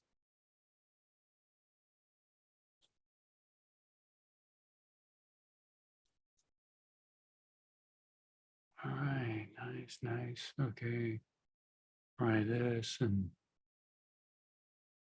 maybe some over here.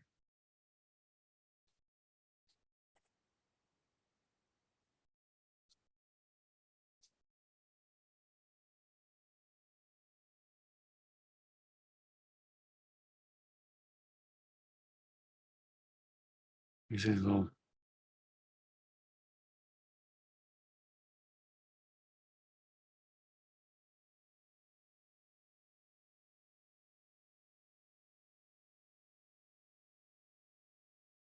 I used to be so afraid of doing telephone poles. But I was really into Hopper when I first graduated art center and I was in galleries. And man, I painted a lot of telephone poles because I was always in these settings that were called for it. And then it didn't take long enough, after you've gotten brave 5 or 10 times doing these things, you realize it's not too big of a deal, but it's still a little stressful. You've done all this work, like, I don't want to risk that. That's pretty dark, and it gets light and then dark. These are dark. It's kind of blue. This looks very blue up there. Gosh. I'll put a little bit more red in it. These two.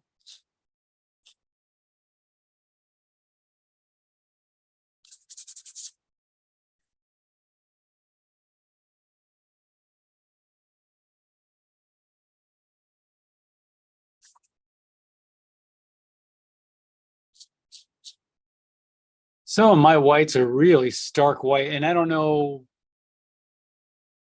if his white, if this is the white of the paper. It looks like it's the white of the paper on his, but they look like they have a little tone on them. That could very easily be the camera that took a photo. But if you wanted to knock some of these whites back, you can just pick a little beige over them. I mean, like we did over the sky. It's even lighter than that.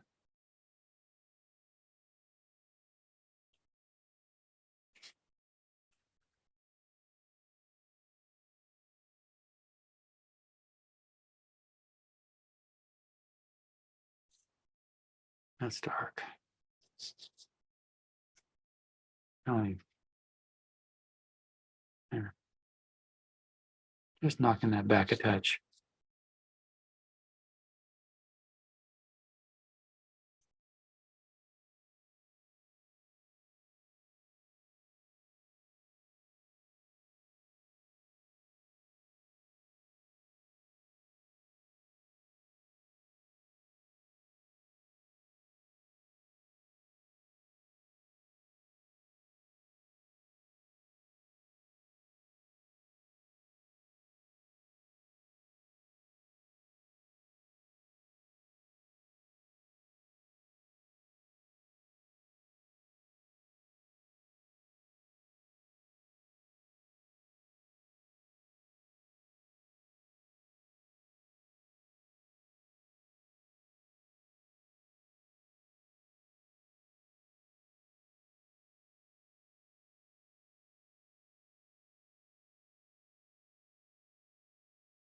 Oh, I was zoomed in on this a little bit. Huh. I didn't see this big white patch here because I was zoomed in on it. Oh well. Darn it. Oh well. But I love this really beautiful little natural kind of stroke right here. Like, why did he need to put that little stroke in there? Why did he feel like he needed that? Maybe he needed a little bit of balance, little something over here. I don't know.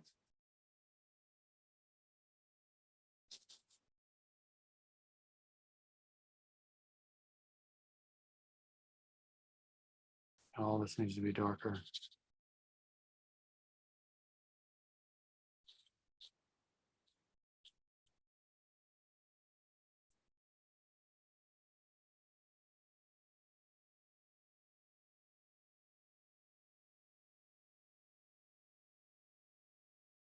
And this is the point where you're just kind of like, this is a bit too light. So you say you spend probably the last 2/3, no, maybe at least the last half of your painting just working out small things.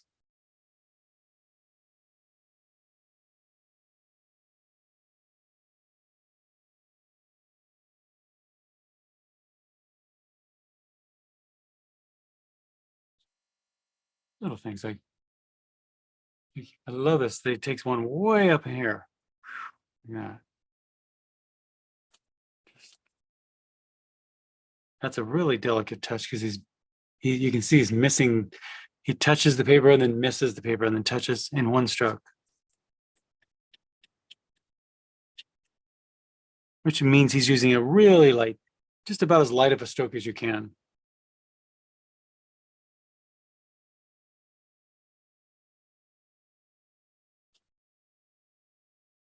Oh wow.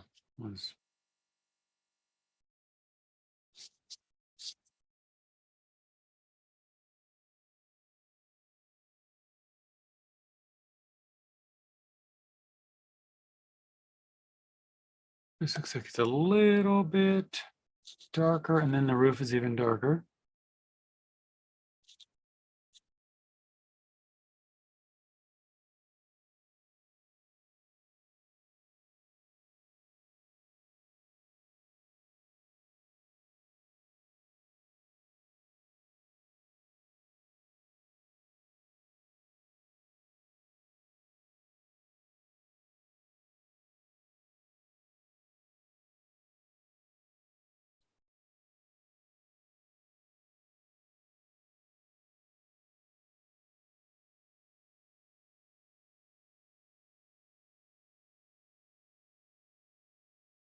Yeah, that could be darker. Looks so right when I put it down.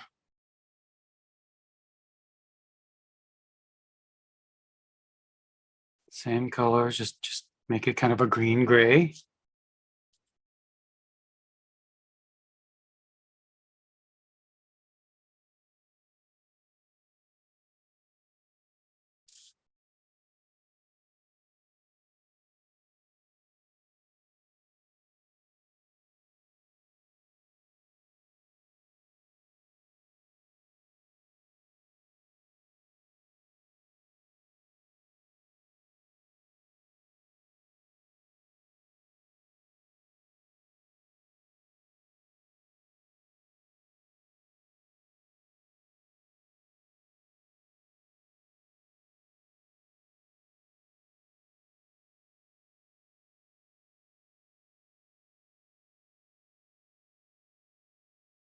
And this is true. Draw it a little bit on the light side. Now it's a little dark, but actually it's about right. I need to get the background a little bit darker. I hit this thing 3 times. That's probably too dark. Story of my life.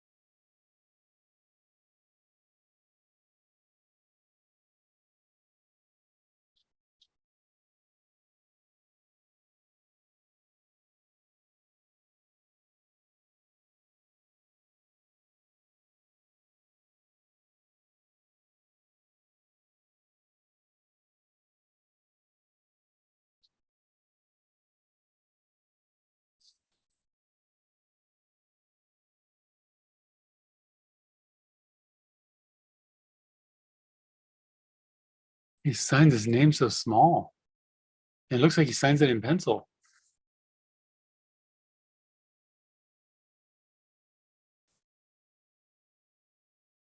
I can't see the date. Is it 1990 or 1940? 1940. It's 40, huh? Now that makes sense. They would have more of a Sargent influence. I think that let's see. I mean, I think Sargent died in like 1920 or something. Let's see. Andrew Wyeth.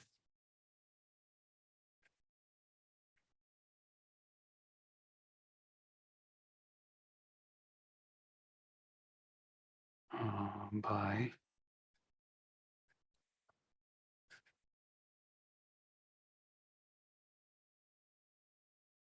Sherrill,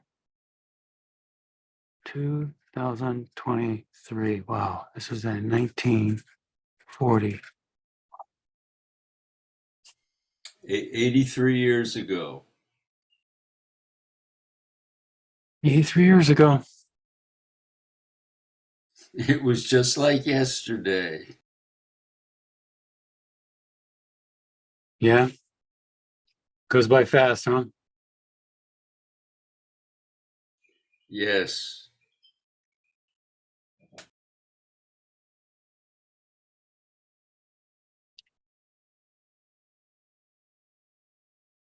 I know. We're just wondering what happened in the last 20 years. Oh, yeah, we raised a daughter. That can really, because you just live day by day. You just, every single day, you're just kind of trying to deal with what happens.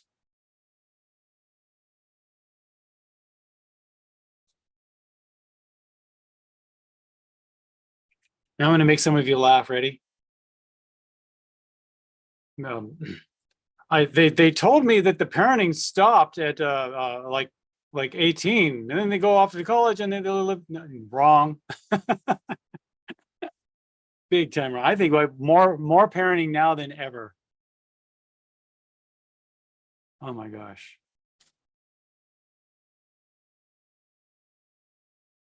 And we're seeing a lot of the things we did right and some of the things not so right. Kind of wish we would have been harder on her. Oh well.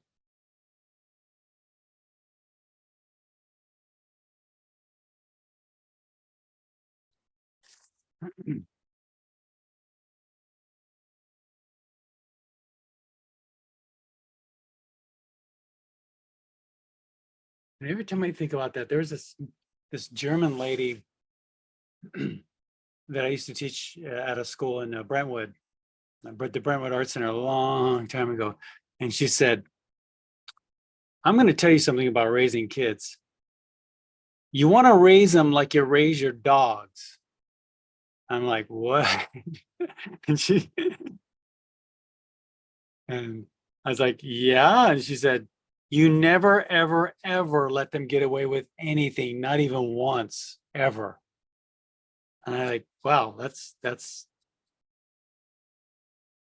I don't think that's possible. How do you do that? She said, because, and she said, because one time is all it takes. She went on like that. I was like, wow. So how's your daughter doing now? Probably really good. I don't know. You know, that's easy to say, but hard to do. I know.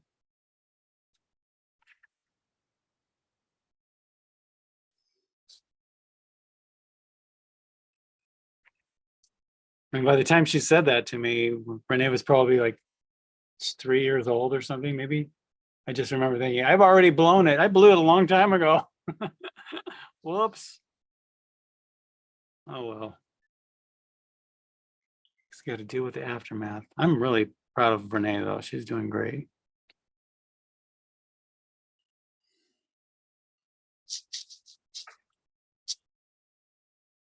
Okay, let's see. Wow. Okay. Pretty cool painting. What do we got? 1125? Kind of early, but it was kind of a fast painting. I mean, it was. You guys need some more time? I got, Yes. what do you think? 11, let's see, 11:40? Is that okay? That's 15 minutes. Yeah. So, oh, I could make that a little darker now. Gosh, it just seemed like it was dark. Yeah, we'll do 15. Oh, it's just in here that it gets pretty dark, huh?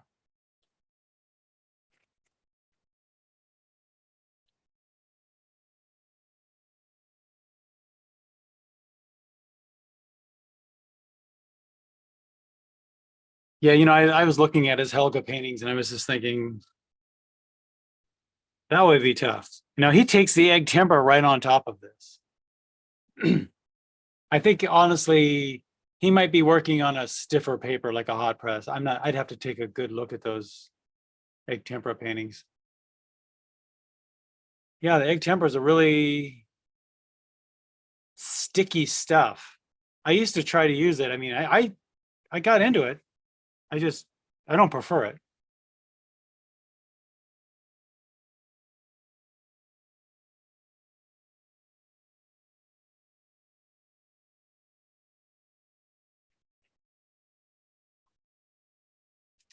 Okay, 11:45. Oh, I'm sorry, 11:40.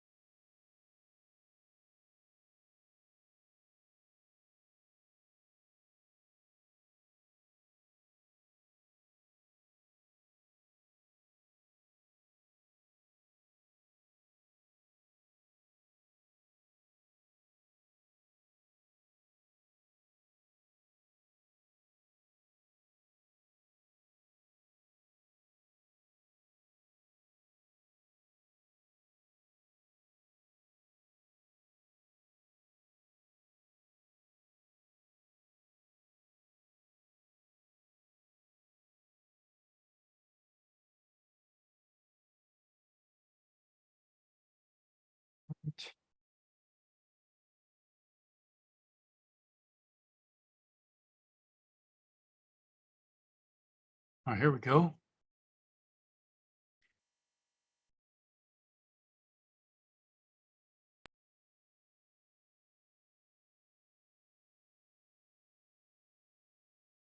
And Lily.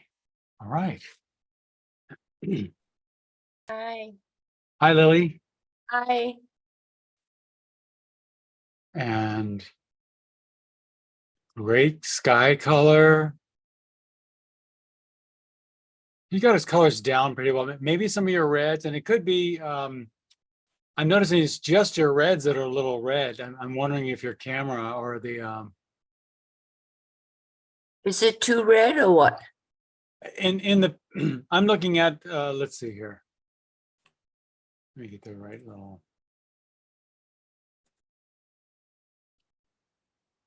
So like this red, maybe these are a little violet, seem to be a little grayer than that. And you're seeing the color right. I would go a little grayer than that. And I'm also thinking that maybe you are grayer than this, but the camera is reading your reds a little too red. It's possible. Yeah, that's true. Yeah. That happens all the time. I'm I'll be working down here and then I look up on the screen and I see what you guys are seeing. I'm like, whoa, that is not what I'm doing here. So anyway, right. And then you dry brush these. Very nice. Good technique. I mean, all your technique looks good. Let's see. I think maybe this was a little greener. I'm not sure. Make it greener? Little things like that. Yeah, possibly. Yeah. Okay. These little wispy strokes you're doing right here of the little branches and things, these are great. This is what he's doing everywhere. So you just know that, maybe when you're doing your own piece sometimes, that kind of thing will come through and you might not even remember where you got it. Mm-hmm. It could be that you do, but you might not even remember, and that's just fine. All of these little lessons, even like, for instance, getting a stroke like that just barely touches the top of the paper. That all comes into play later on, and when you're putting paintings together that have like maybe 15 of your other lessons behind you, and then a lot of your own stuff in there, you become more competent. So.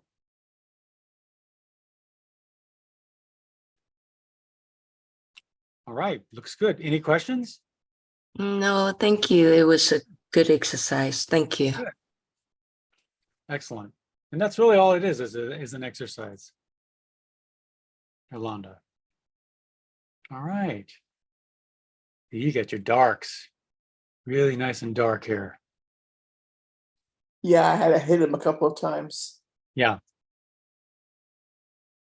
Which means sometimes that means you possibly are using a lot of water, Mm-hmm. which is normal. I tried to do a little wet on wet. Yes. And, but and then I loved using the dry strokes like he did. Yes. I felt a lot of freedom in this painting. Right. Yeah. He does every technique. Basically, there's 3 techniques in watercolor. There are more, but the general 3 techniques are dry brush, glazing, and wet into wet. And so he's definitely doing all of them. Oh, beautiful work. I mean, nice wispy strokes, just tagging the tops of the paper. All right. So instead of scoring into the paper, you're actually going opaque, and that's just fine. Oh, that reminds me, everybody. I'm designing my next term right now. And for the workshop, I'm thinking about doing a workshop on how and why to use opaque color in your watercolors. What do you guys think of that? So we're using white and gouache? White So- and gouache, white and gouache, yes. So I'm White gonna and say gouache. opaques. How do you use opaques in your watercolor? Yeah, that'd be great. Why? And Oh, where does yeah. it come from? You know, a little bit of history lesson there too. Why and where does it come from? So you have a really good grasp on I don't know. I think it gives you, when you understand it, when you understand why artists use opaques and why they were using opaques a long time ago, and then why artists gave it up for transparent watercolor and all of these things, and then why we also came back to it. You just, I don't know. The knowledge gives you confidence, in my opinion. So, Do you have a date yet for it? well, no, I don't exactly. Okay. Probably the first week in wait, the second week in August. On a Monday? Oh yeah, I probably will do it on the Monday. Yeah, I haven't actually. I wrote it out, but I haven't got the dates locked down yet because Carol's got a week off there, so I might have to take the first week in August off. Yeah. That'll be the only week we get together. She works this summer too, so we only get 1 week together. Unfortunately. So anyway, so I hope I mean that's my idea. I mean, somebody else said this would be a great thing for you to talk about, Rob, and I thought, oh my God, what a great idea for a workshop. Mhm. So I don't know. I'll be in Ocean City, New Jersey, August 8th to 17th. Okay. But don't schedule it around me. Well, you'll miss the first week of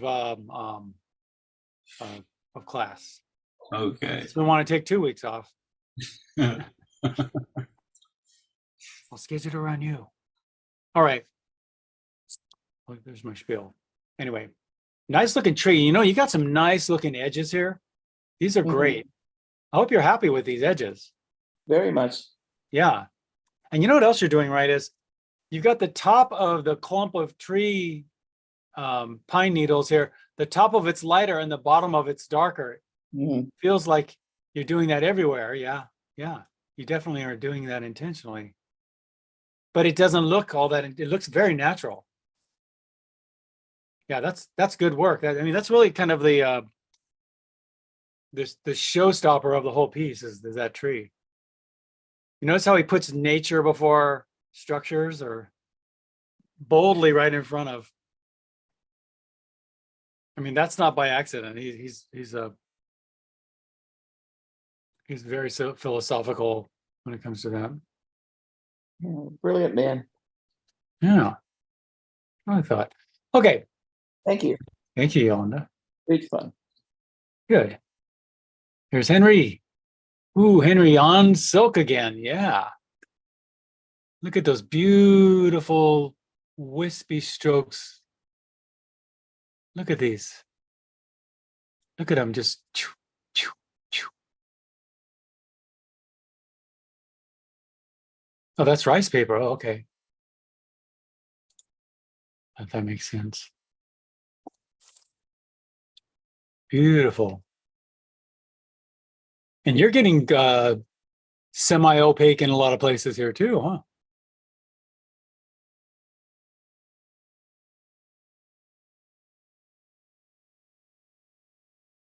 Oh, yeah. Looks sort of. Uh-huh. You don't seem to have any qualms with using whites and opaques, or you just use them freely without any. Now, in Sumi painting, do they use that as a rescue, or do they use that just all over? Yeah.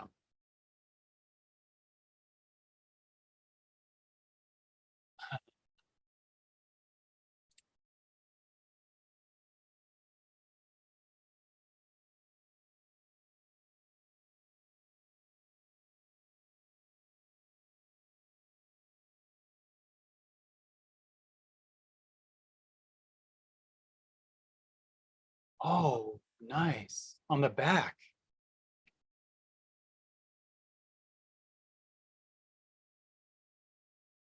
Look at it. Now that's rice paper, right?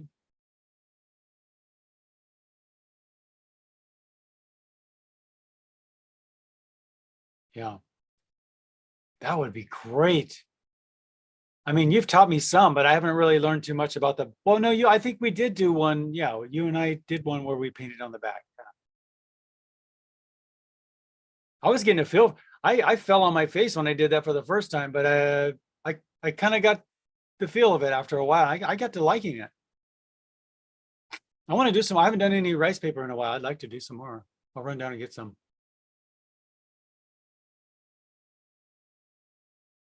That's right. It's like painting on a napkin. Don't mess up.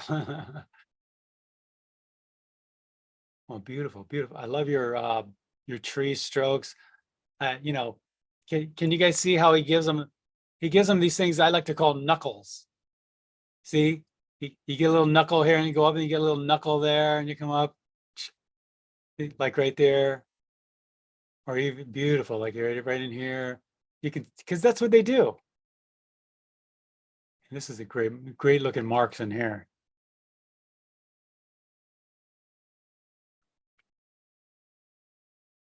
Nice work. All right. Thank you, Henry. Beautiful work. And Susan?